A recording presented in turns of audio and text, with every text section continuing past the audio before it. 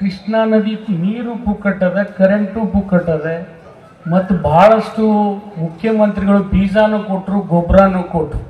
ಇನ್ನು ರೈತರಿಗೆ ಏನಪ್ಪ ಅಂತಂದ್ರೆ ಒಂದೇ ಆಸೆ ಇರ್ತದೆ, ಮಗನ ಮ್ಯಾಗ ಬರಗಾಲ ಬೀಳಲಿ ಅಂತೇಳಿ. ಯಾಕಂದ್ರೆ ಅದು ಸಾಲ ಮನ್ನಾ ಆಗ್ತದೆ.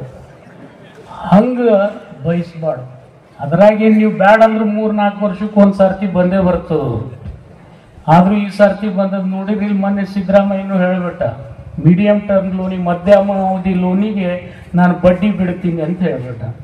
ಇನ್ನು ಕೆಲವೊಬ್ರು ಸಾಲನೇ ಸೂಟು ಬಿಟ್ಟಾರೆ, ನಿಮಗೇನು ಹೇಳಬೇಕಾಗಿಲ್ಲ. ಅದು ಇದೇ ಸಿದ್ದರಾಮಯ್ಯನೂ ಬಿಟ್ಟಾರೆ, ಕುಮಾರಸ್ವಾಮಿನೂ ಬಿಟ್ಟಾರೆ, ಯಡಿಯೂರಪ್ಪನವರು ಬಿಟ್ಟಾರೆ. ನಾನು ಇಲ್ಲ ಅಂತ ಹೇಳೋದಿಲ್ಲ. ಆದರೆ ಏನು ಸಂಕಷ್ಟದಲ್ಲಿದ್ದಾಗ ಸರ್ಕಾರ ನೆರವಿಗೆ ಬರ್ಬೋದು, ಆದರೆ ಸದಾ ನಮ್ಮ ನೆರವಿಗೆ ಬಾ ಅಂದರೆ ಅದು ಕಷ್ಟ ಆಗ್ತದೆ. ಯಾವುದೇ ಸರ್ಕಾರಕ್ಕೂ ಕಷ್ಟ. ಅಂಥದ್ದು ಎಲ್ಲ ಮುಂದಾಲೋಚನೆ ಇಟ್ಟುಕೊಂಡು ನಾವು ಬೆಳೆದ್ರೆ ಖಂಡಿತ ನಮಗೆ ಉಜ್ವಲವಾದಂಥ ಭವಿಷ್ಯ ಇದೆ. ಕೃಷ್ಣಾ ನದಿ ನೀರು ಪುಕ್ಕಟ್ಟದೆ, ಕರೆಂಟು ಪುಕ್ಕಟ್ಟದೆ ಮತ್ತು ಬಹಳಷ್ಟು ಮುಖ್ಯಮಂತ್ರಿಗಳು ಬೀಜಾನು ಕೊಟ್ಟರು, ಗೊಬ್ಬರನೂ ಕೊಟ್ಟರು.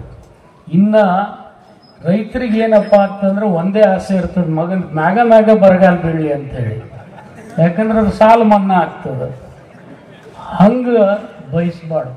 ಅದ್ರಾಗೆ ನೀವು ಬ್ಯಾಡ ಅಂದ್ರೆ 3-4 ವರ್ಷಕ್ಕೆ ಒಂದು ಸರ್ತಿ ಬಂದೇ ಬರ್ತದೆ. ಆದರೂ ಈ ಸರ್ತಿ ಬಂದದ್ದು ನೋಡಿದ್ರೆ ಇಲ್ಲಿ ಮೊನ್ನೆ ಸಿದ್ದರಾಮಯ್ಯನೂ ಹೇಳಿಬಿಟ್ಟ, ಮೀಡಿಯಂ ಟರ್ಮ್ ಲೋನಿಗೆ, ಮಧ್ಯಮ ಅವಧಿ ಲೋನಿಗೆ ನಾನು ಬಡ್ಡಿ ಬಿಡ್ತೀನಿ ಅಂತ ಹೇಳ್ಬಿಟ್ಟ.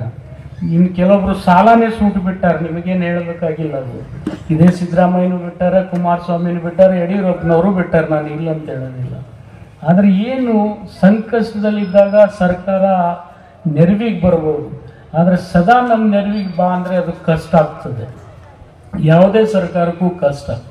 ಅಂಥದ್ದು ಎಲ್ಲ ಮುಂದಾಲೋಚನೆ ಇಟ್ಟುಕೊಂಡು ನಾವು ಬೆಳೆದ್ರೆ ಖಂಡಿತ ನಮಗೆ ಉಜ್ವಲವಾದಂಥ ಭವಿಷ್ಯ ಇದೆ. ಕೃಷ್ಣಾ ನದಿ ನೀರು ಪುಕ್ಕಟ್ಟದೆ, ಕರೆಂಟು ಪುಕ್ಕಟ್ಟದೆ ಮತ್ತು ಬಹಳಷ್ಟು ಮುಖ್ಯಮಂತ್ರಿಗಳು ಬೀಜಾನು ಕೊಟ್ಟರು, ಗೊಬ್ಬರನೂ ಕೊಟ್ಟರು. ಇನ್ನು ರೈತರಿಗೆ ಏನಪ್ಪ ಅಂತಂದ್ರೆ ಒಂದೇ ಆಸೆ ಇರ್ತದೆ, ಮಗನ ಮ್ಯಾಗ ಬರಗಾಲ ಬೀಳಲಿ ಅಂತೇಳಿ. ಯಾಕಂದ್ರೆ ಅದು ಸಾಲ ಮನ್ನಾ ಆಗ್ತದೆ. ಹಂಗೆ ಬಯಸ್ಬಾರ್ದು. ಅದ್ರಾಗೆ ನೀವು ಬ್ಯಾಡ ಅಂದ್ರೆ 3-4 ವರ್ಷಕ್ಕೆ ಒಂದು ಸರ್ತಿ ಬಂದೇ ಬರ್ತದೆ.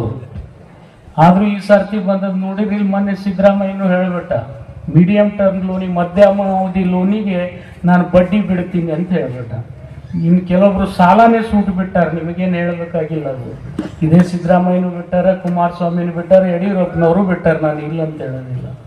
ಆದರೆ ಏನು ಸಂಕಷ್ಟದಲ್ಲಿದ್ದಾಗ ಸರ್ಕಾರ ನೆರವಿಗೆ ಬರ್ಬೋದು, ಆದರೆ ಸದಾ ನಮ್ಮ ನೆರವಿಗೆ ಬಾ ಅಂದರೆ ಅದು ಕಷ್ಟ ಆಗ್ತದೆ. ಯಾವುದೇ ಸರ್ಕಾರಕ್ಕೂ ಕಷ್ಟ. ಅಂಥದ್ದು ಎಲ್ಲ ಮುಂದಾಲೋಚನೆ ಇಟ್ಟುಕೊಂಡು ನಾವು ಬೆಳೆದ್ರೆ ಖಂಡಿತ ನಮಗೆ ಉಜ್ವಲವಾದಂಥ ಭವಿಷ್ಯ ಇದೆ.